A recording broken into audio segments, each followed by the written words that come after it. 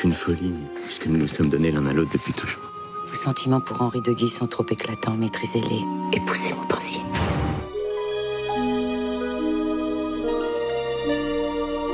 On commence tout simplement par ton arrivée sur le projet, comment ça s'est passé? Je venais juste de lire le script et finalement on a fini par parler un peu du projet, il en parlait très bien. Et à un moment il me dit je suis très heureux de faire ce film avec toi. Voilà, donc à ce moment-là, moi je ne savais pas du tout si j'étais choisi ou pas, donc voilà, il me l'a annoncé comme ça dans la discussion. Donc ça s'est fait de façon très spontanée, très facile, voilà. Autant il a donné le rôle tout de suite à Grégoire et à Gaspard. Lambert est arrivé plus tard sur le projet.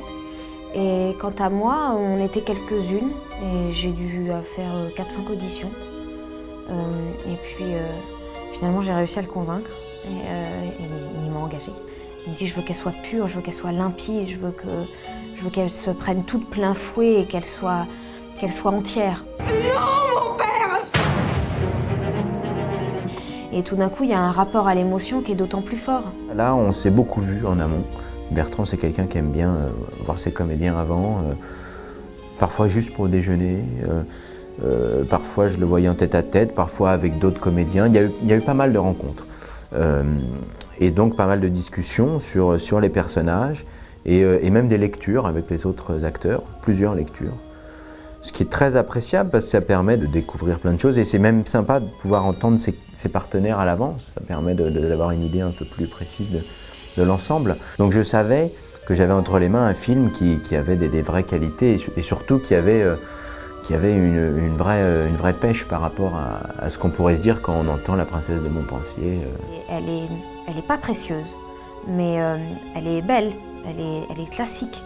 Mais elle porte quoi, elle porte les sentiments, elle emmène les comédiens, elle emmène le jeu et la situation. Et c'est que les scènes comme ça qu'on a bien préparées, on les a mûries, on a dormi dessus pendant des semaines et des semaines.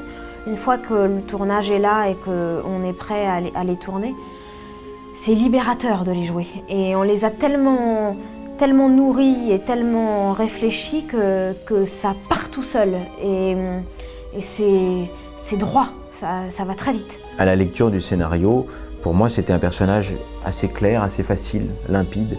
Ce qu'il fallait que je retienne, c'est que c'est un fervent défenseur de la Ligue catholique. Voilà, c'est un ultra, il est très engagé à ce niveau-là. Il est souvent décrit comme un guerrier redoutable, c'est un vrai homme de guerre. Et il avait ce côté, un peu cette réputation de coureur. Je n'ai pas changé, Marie. Votre impudence, monsieur, je n'en veux plus. On la lui fait pas. Des films, il en a fait quelques-uns. Il sait où il place sa caméra. En tout cas, il y a une vraie joie en lui sur le plateau et on sent qu'il jubile derrière son combo à l'idée de voir son film en train de se réaliser sous ses yeux. En tout cas, c'est jamais fermé parce que c'est vraiment au moment des répétitions sur le plateau que tout se décide. Mais il y a pensé toute la nuit parce qu'en plus il dort pas, ou il dort très peu.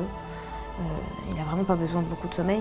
Je pense qu'en même temps, c'est quelqu'un qui sait ce qu'il veut et qui dirige réellement. D'ailleurs, il ne faut surtout pas le croiser le soir dans un couloir à l'hôtel, parce qu'il fait « Viens, je vais te montrer des films ». Et tu te retrouves dans sa chambre d'hôtel en disant « Je vais te montrer ça, je vais te montrer ça, je vais te montrer ça ».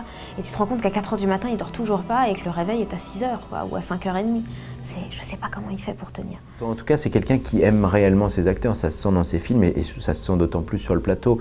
Et il est vraiment là pour nous soutenir et entre chaque prise, il vient nous voir. Et ce qui est appréciable, c'est qu'il vient nous voir un par un comme ça et il y a presque quelque chose comme si c'était un secret, il vient nous chuchoter des choses.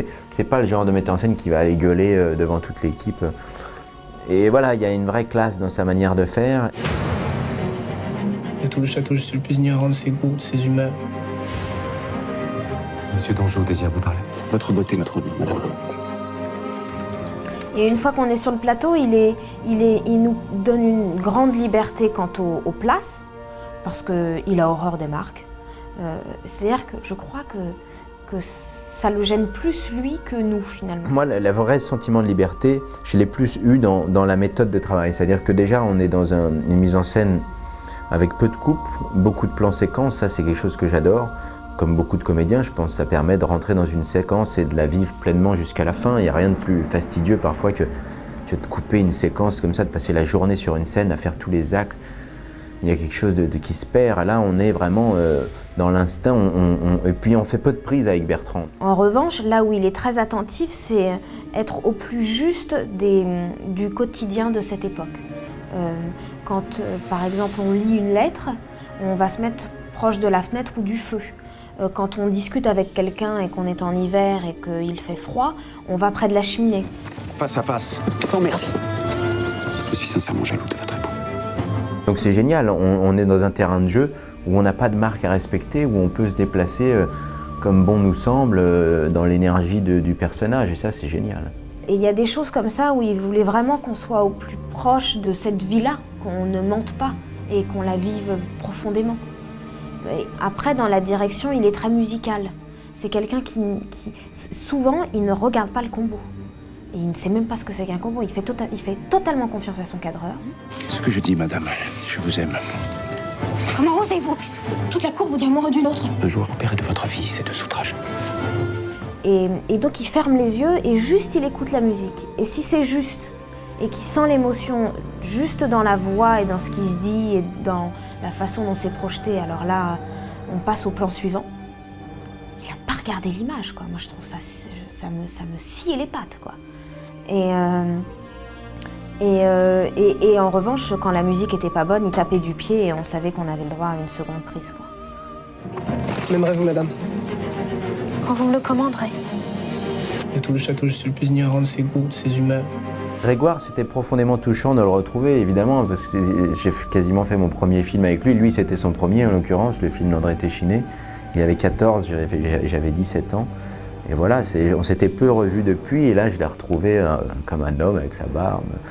Donc oui, c'est assez touchant. Fallait-il vous rappeler qui, à cette table, était votre époux? On était les deux à avoir autant de combats, et surtout ensemble. Donc voilà, on répétait ses chorégraphies, c'était pas évident. On partait de zéro et on n'avait que 2 mois. Il n'a cessé de me regarder. Et Bertrand nous avait prévenu dès le départ, il voulait pas de doublure. Donc il y avait une certaine pression quand même par rapport à ces combats. Donc en fait, on n'avait pas le droit à l'erreur. Et ça, c'était assez pesant. L'idée du péché, est-ce déjà péché? Les scènes que j'avais avec Lambert, toutes les scènes entre Marie et Chabannes, c'était sans doute pas mes scènes favorites, mais je les adorais. L'idée sans l'envie, non. Et l'idée avec l'envie? Oubliez, monsieur de Guise. Oui. Le fait qu'il fasse toujours des plans séquences, moi je trouve ça fabuleux. Au fur et à mesure, j'ai pris confiance et finalement c'était génial de devenir une actrice de plein air et de chevaucher les plaines. C'était au grand galop, c'était extra. Ah oui, formidable, c'est un des meilleurs. C'est une expérience fabuleuse. Vraiment, s'il y avait un seul mot, ce serait la joie, en permanence, quoi. C'était un tournage joyeux. Oh oui, ça donne envie de continuer avec Bertrand. Après, je sais pas comment, j'espère le retrouver. Mais bon, je suis déjà heureuse d'avoir fait ce chemin-là avec lui. Et d'avoir fait ce film, surtout. Je suis tellement heureuse d'avoir fait ce film. Merci. Merci. Je crains pour vous, madame. Ne vous trompez pas d'étoile.